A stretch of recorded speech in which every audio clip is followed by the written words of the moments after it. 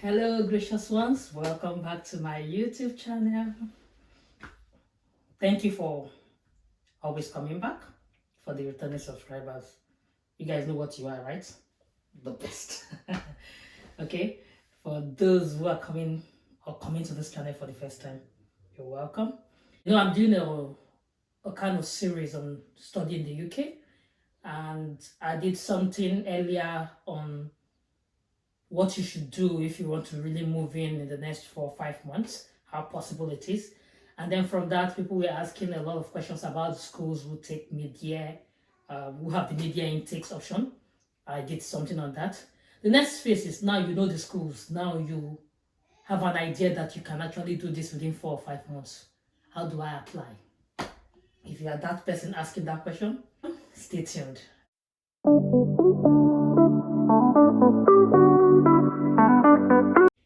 So basically, when you want to apply to universities in the UK, as international students, there are 2 ways you can apply to the universities.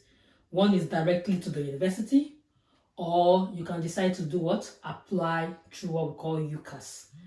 UCAS is Universities and Colleges Admission Service. And it's basically for those who are coming for undergraduate programs. So if you want to come to the UK to do your undergraduate studies, you can use UCAS.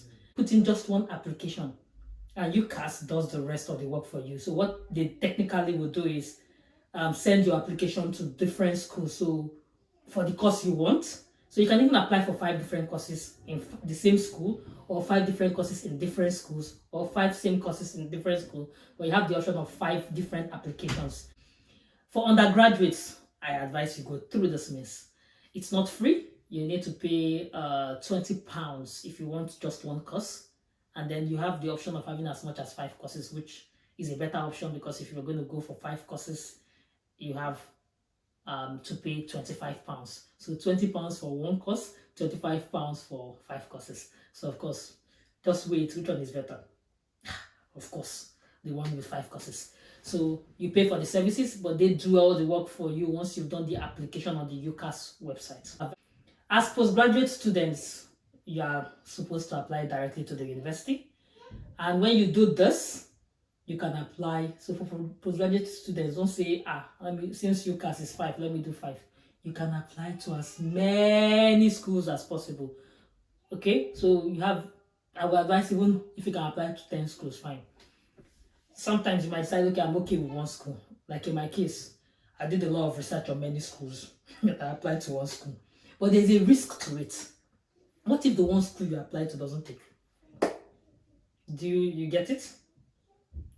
No, you don't. You get it, right? So what if the one school you apply to doesn't take you? What do you do? So you have the options of applying as many schools as possible. Then when you get the admissions, you can now weigh your options and decide which one you want to follow through. If you are coming to UK for postgraduate studies, there are a couple of generic documents you will need. Of course, in some schools you might need more or less. No, I doubt if you will need less, but you might need more and more specific items or something different. But basically, these are things you should get ready.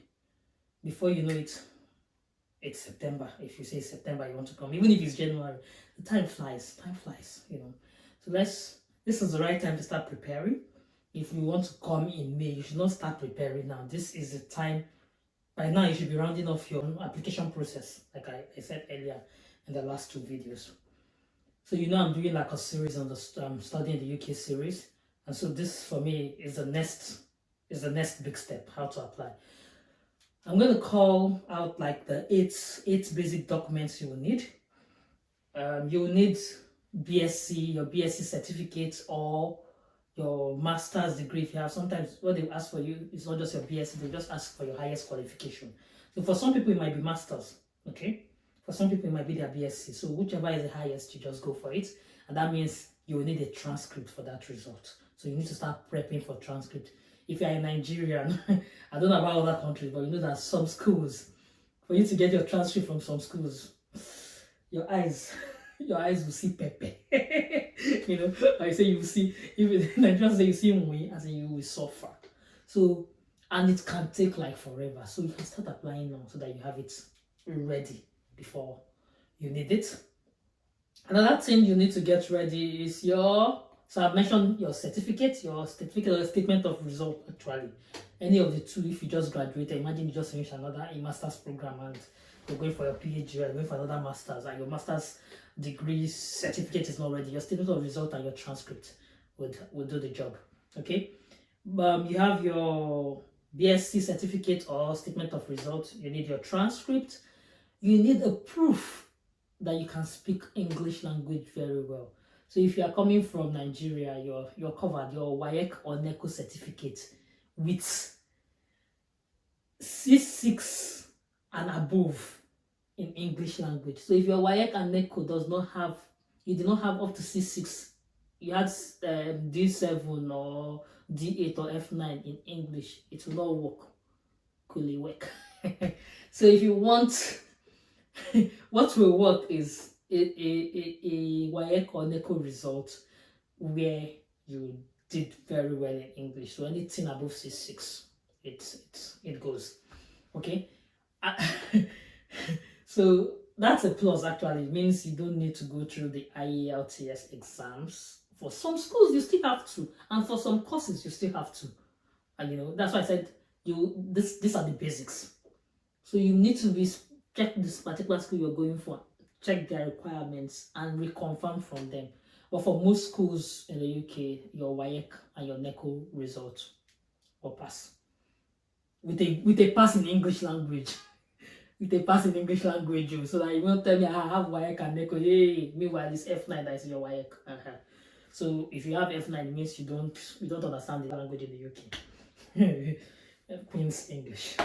Okay, so I've mentioned 3 things.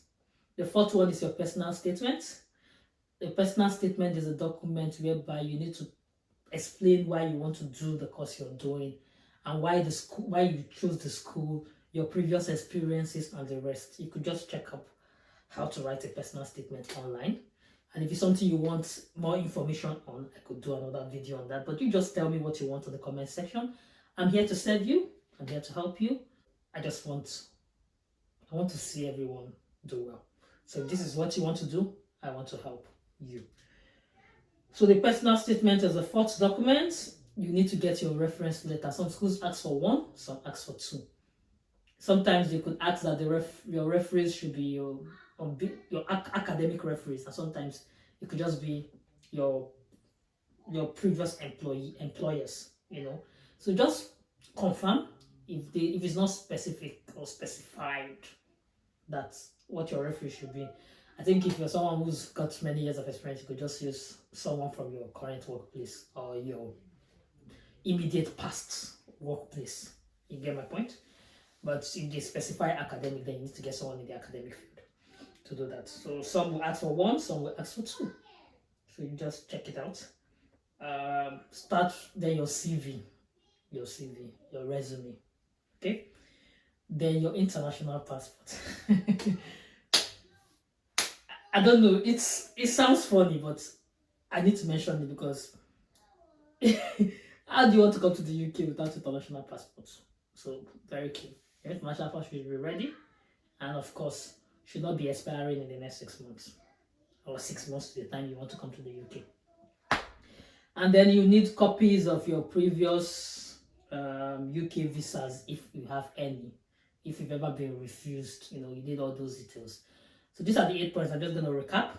Your BSc certificate or statement of result, your transcript, your WAEC or NECO result with any grade above C6 for English, or your IELTS. If you have IELTS, why not? Okay, your that's your IELTS result, of course.